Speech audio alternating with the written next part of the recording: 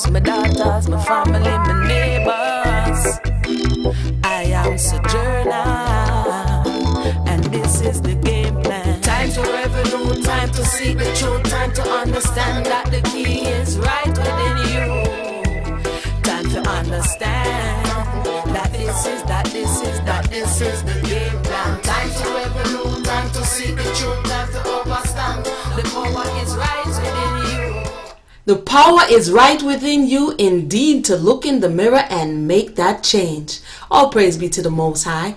Greetings and welcome to Solonomics 101. My name is Emunah Yisrael and I will be sojourning with you today. So let me ask you something. Are you ready for some soulspiration?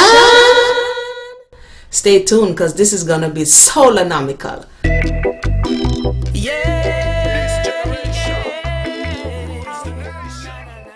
All right, thank you for joining us. Today's topic is 5 years in the wilderness.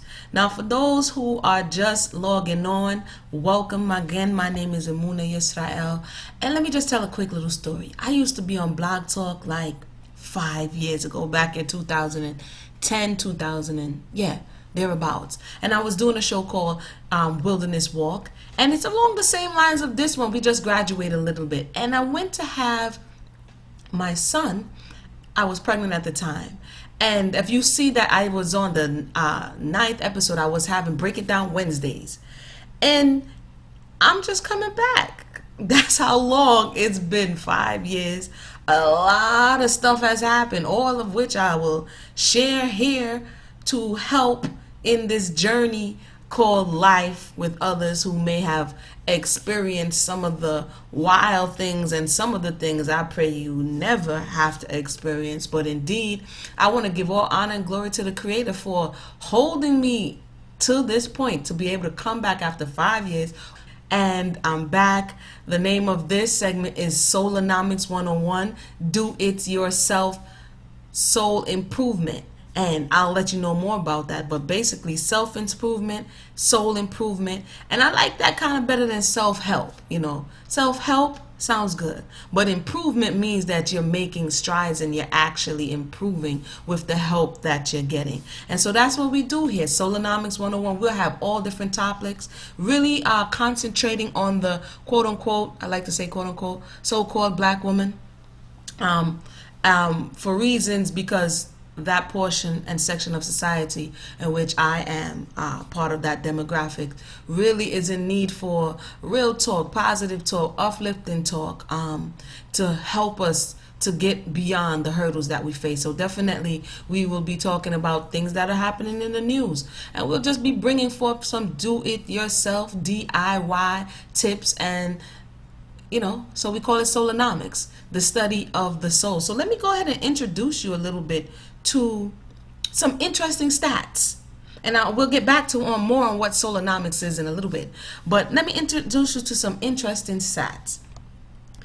It says that job pressure ranks #1 for the top causes of stress for Americans. Go figure. From unemployment to underemployment, co-worker tension, bosses, work overload.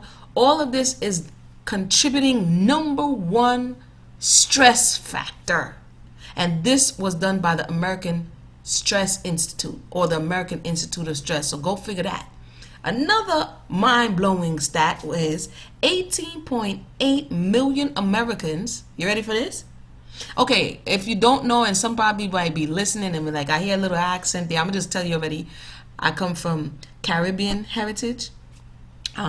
That's where our forefathers got dropped off, and my forefathers in particular, in the Caribbean, particularly the Jamaican. So if you hear me get really excited from time to time, you might hear me bossa patois, and then I'll catch back myself and try to speak the English. So, I'll go between the two, but I don't go so far that you won't understand me. So in case it's scratching your ear and you're trying to figure it out, yes, indeed, you do hear an accent, and that's what it is. So we're going to go back to this stat.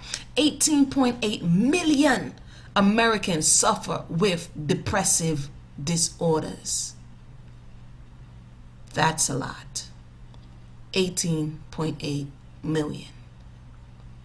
Do you suffer from depression. I mean, did you hear the stat? They took a, and we're going to go more into this stats from the American Institute of Stress, because they're like they did the top 7. So the top 1 is stress. Can you begin to guess what the other ones are? We'll go into them a little later on. But it says stress-related health care and missed work cost employers $300 billion annually. It goes kind of like this. I don't feel like going to work. I'm calling in. Bring. Yeah, I don't feel good. Can you use my sick day? That's like the 5th one this month. I know, but I'm not coming in. That's kind of how it sounds. It says it costs employers $300 billion annually because people are stressed related to their health. And my question is, what's going on? If you're not in America, I don't know how it is in other places, although I've visited other places, but this study was specifically done by the U.S. Census Bureau. That's where we got the 18.8 million suffer with depressive disorders, and the American Institute for Stress. So this was demographically looking at the American culture, which, by the way, is inundated with another number 6 on it is media overload. Number 6 cause of stress in America is overload of media. And as you can guess, some of the other ones are relationships. That was number 4, if I'm not mistaken. Money is a big one right after your job pressure. It's either you have a job, you don't like your job, you're not getting paid enough at your job, or you want another job. Purpose. They say that your job is tied to purpose. And speaking of that, they did a study, another interesting study around the world. And if I'm not mistaken, it was in the Washington Post. Hold on, this is live, so I'm gonna go ahead and pull this up here. And they did it in the Washington Post, and it was talking about how many people around the world actually like their job. And it was somewhere around only 13% of the people polled worldwide actually said they like their job. That leaves 87% of the people who is working that don't like what they do. This is a major contributor, as we can imagine, for stress. So what is going on, and what can we do about what is going on? Can you relate to this? Do you have a job that you don't like? Are you in a position and you wonder why in the world you're there? Do you even know your purpose? Is the job highlighting your purpose? Is it allowing you to grow in that and feel like you're a fulfilled soul? Because a lot of stuff I talk about here, people talk a lot about different subjects. But my concentration here is the soul, that essence, that core of who you are. That when you pass from this transient life, it's the only thing that goes with you.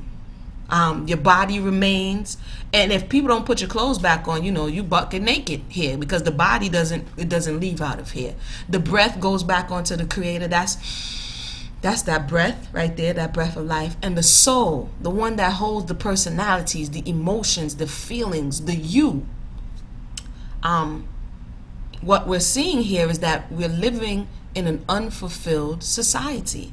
So I want to ask you now, I'm going to go ahead and journey on beyond these stats and ask you, can you relate to the things that you heard?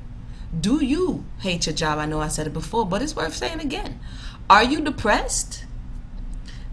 18.8 million Americans suffer with a depressive disorder. It's something that I've experienced, especially when I was younger, and it was tied to this issue right here, this of not knowing your purpose. And I'll just tell a story, because I guess it's story time.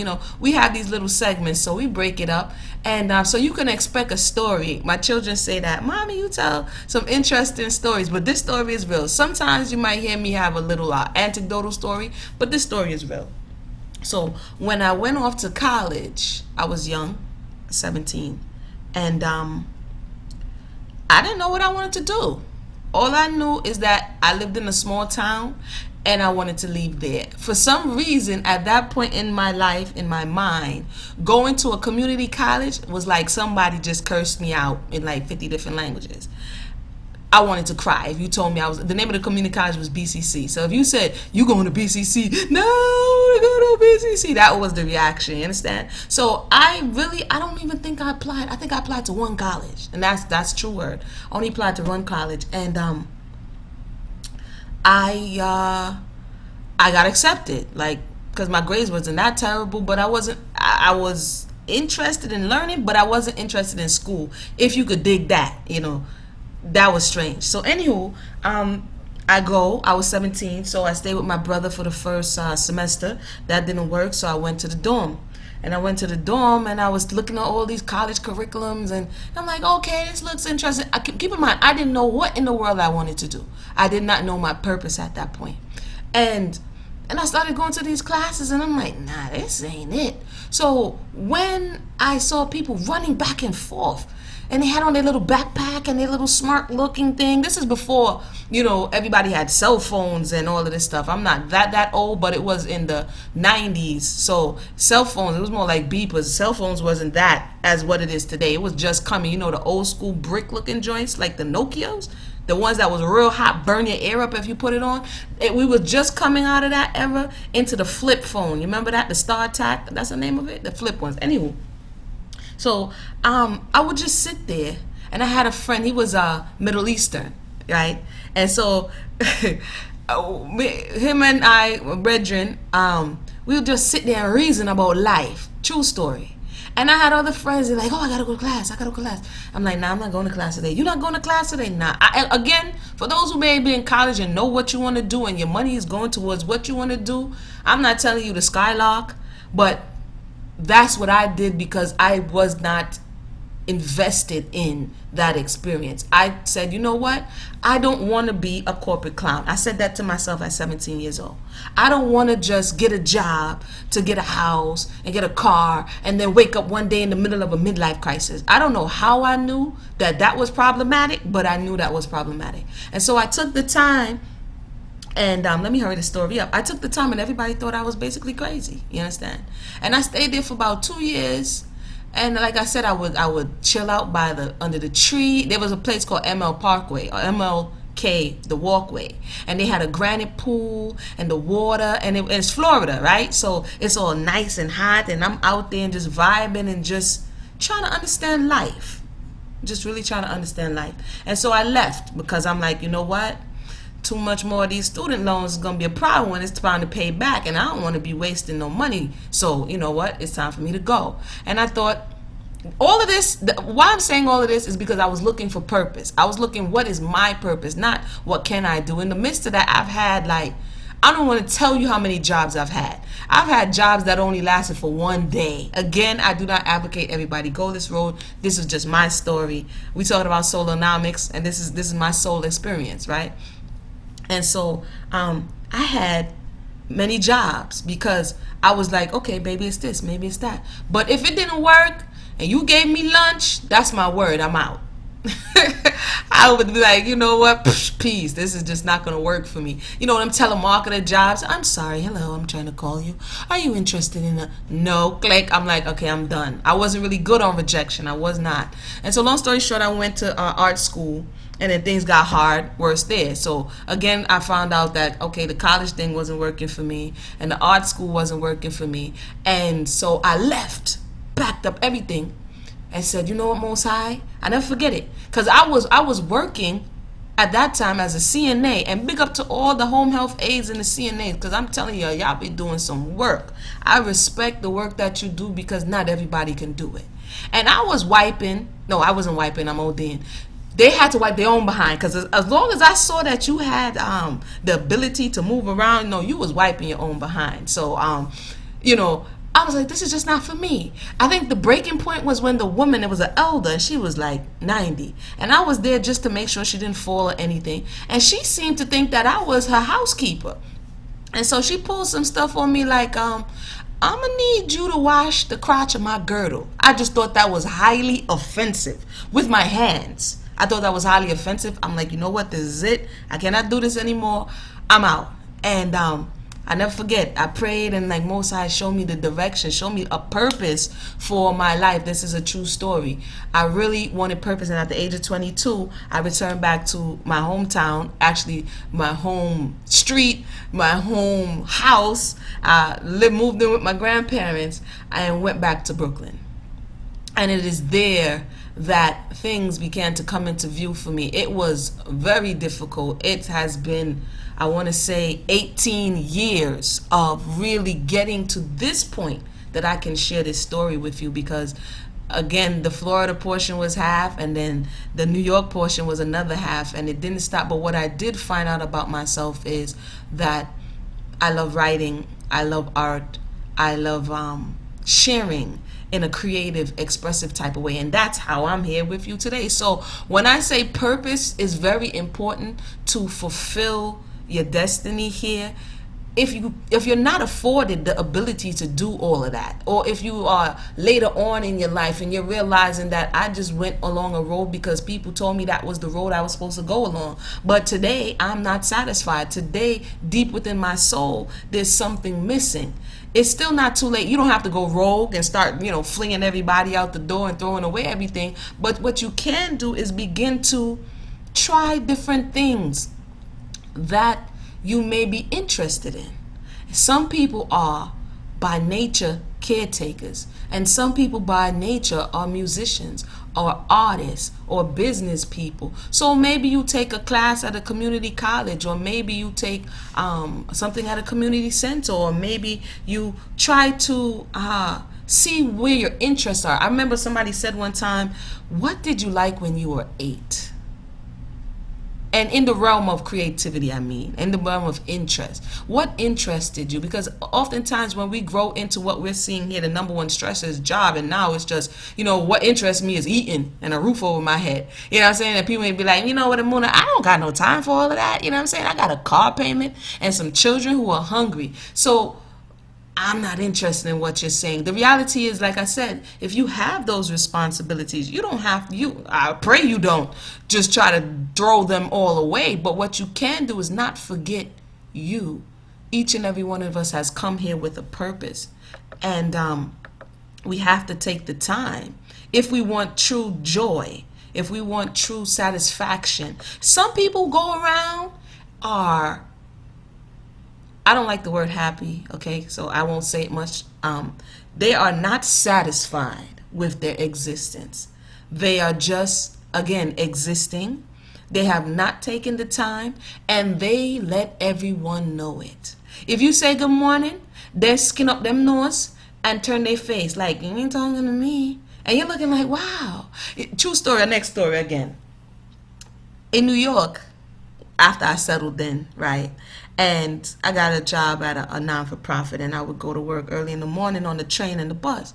And the area that I live in is a lot of Caribbean people, right? So sometimes it's like strange. When I grew up, it's like say good morning and good evening. When you see people, you don't have to know them.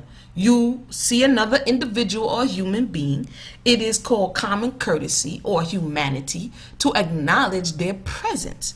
And so I used to walk down the street and say, hi, good morning. They were looking at me like I was crazy. Like, what in the world is wrong? And I look really young. So a lot of people think I'm like, 15, 16. They're like, what is wrong with her? But every morning, as I walk the same block, I would say good morning until guess what happened?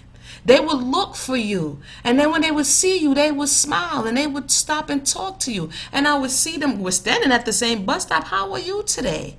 You never know that one how are you today was the best greeting that the person got for the whole day. And they said if you can make it in New York, you can make it anywhere. And I say that to say, when the joy comes from within, because you have taken the time to connect with your purpose, then you will have the ability to authentically express yourself to other people. And it will kind of be infectious. It will kind of be a way where you pull them into that joy that you have and that warmth that you have. And you never know, like I said, how a smile could melt away the coldness of another individual. I wanted to talk a little bit more about purpose in a practical kind of way. And I was speaking to my children earlier, today, I think, or yesterday. a mommy, sometimes your mind get foggy. But anywho, I was speaking to them about purpose, and I was trying to break it down to them in terms that children could understand. And I said, in man's reality, we call ourselves creators or makers. So even this computer that I'm before you right now on, when I got the computer, it came with a manual. And then the manual, the person who made the computer, they tell you the purpose of the computer because they're the creators. So they have what in mind they had when they made it. The person who made the chair or designed the chair or designed the specific car that you drive, they knew what they had in mind. They knew the purpose of the pickup is not the same thing as the purpose of the garbage truck. You understand? The purpose of the garbage truck is to pick up garbage. But if you want to tow things, you might need a tractor trailer. Each thing has a different purpose. Now, when you use, and I actually saw this one time, right back up north, somebody thought it was a bright idea to tie a heavy load on the back of a car that could not sustain because it wasn't made for that.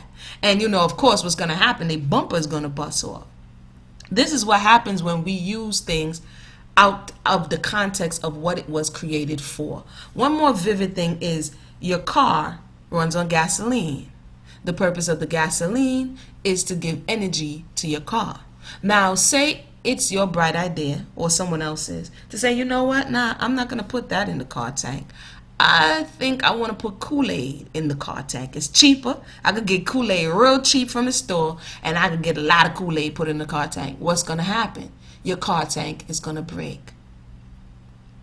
We take more care oftentimes with the physical things than we do with ourselves and with the souls that we have been entrusted with, i.e. our children.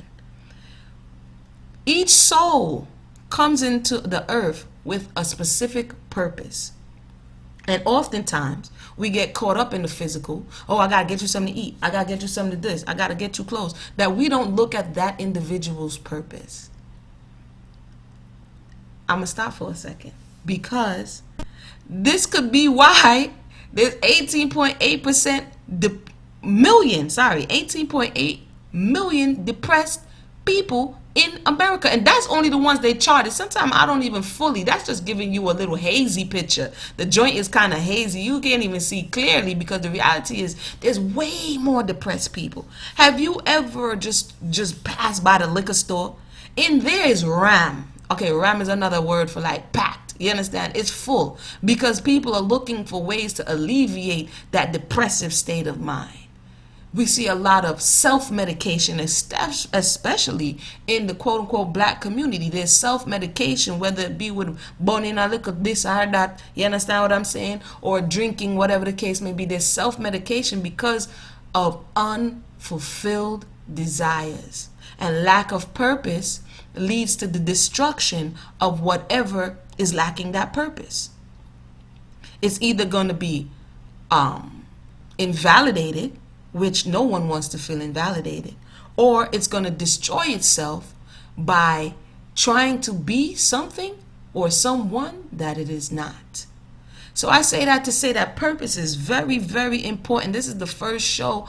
This is Welcome Back. You know they had Welcome Back Carter? Well, this is Welcome Back Emunah because I've been gone for 5 years off of the Blog Talk Network, but I'm back, and I'm going to pace myself because I'm back. I left with one, and now I have 4 beautiful children that keep me busy.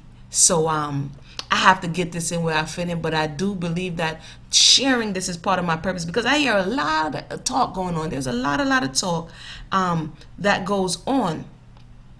But the reality is, how do we heal? And that's one of my key points, healing. So I'm going to end tonight on Solonomics, or today, I'm sorry, with Solonomics. What exactly? You heard me say, are you ready?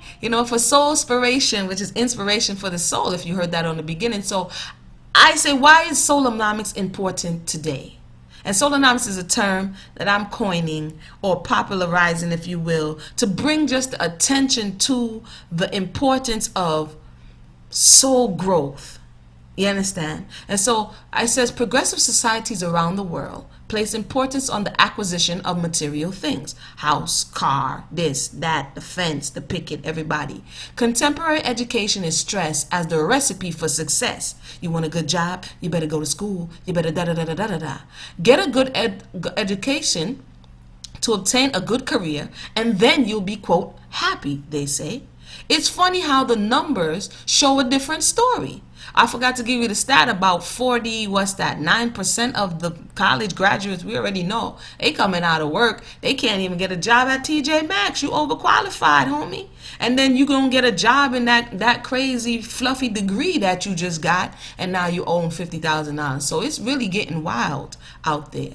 It says here, stats bear out that people who follow these prescribed paths are still not, quote, happy or fulfilled at the end of the day. Because the reality is you cannot fill the soul with material possessions. Your soul is intangible. It's the aspect of you that cannot be. You notice that soul is touched with words and energy. You understand? And that's why somebody could say something that can lift your spirits up, as they say, and lift you up. Or somebody can say something that can crush you down to the ground if you allow it.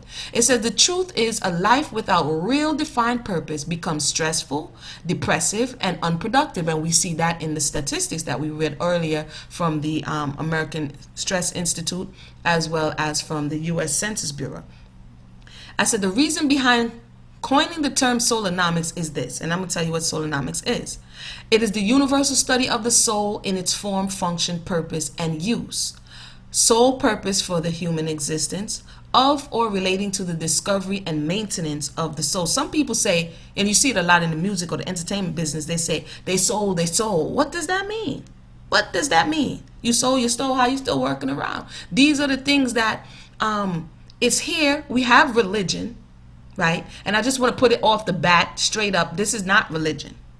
What I'm talking about is not religion. It is awareness, bringing an awareness to the self, but not in a self-centered type of way, not in a self-worship type of way, but in a way that's going to allow you to connect with the divine, which is the creator, so that you can get that connection. Like right now, if you on your phone or your iPad or your whatever it is, and you'll have wireless, you need that wireless connection in order to be hearing this podcast. You need a wireless connection to be able to connect, or if you have DSL.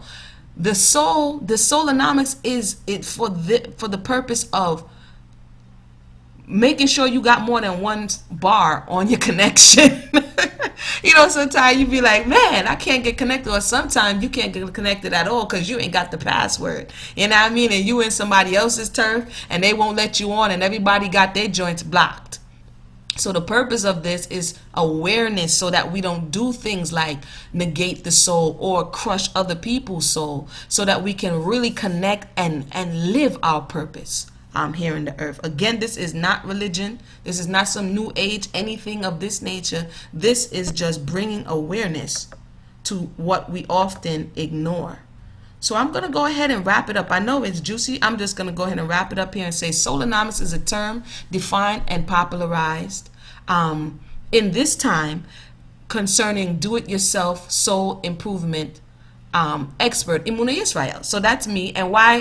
You ain't no expert, Emunah, man. I knew you from, you know what I'm saying, Brooklyn. You talking about blah, blah, blah. But in all truth, for the last 18 years, since I was 17 years old to this point, this has been my journey. So if this doesn't qualify me to speak about this topic, I don't know what to tell y'all. I don't have a big degrees or accolades behind my name, but what I do have is life experience. And for me, that's sufficient. And for those who desire to see results, you know, life experience can really go a far way. So with that, I want to say, are you ready to learn more about this whole soulonomics thing? Are you ready to understand that it's simple? And that's the acronym SIMPLE.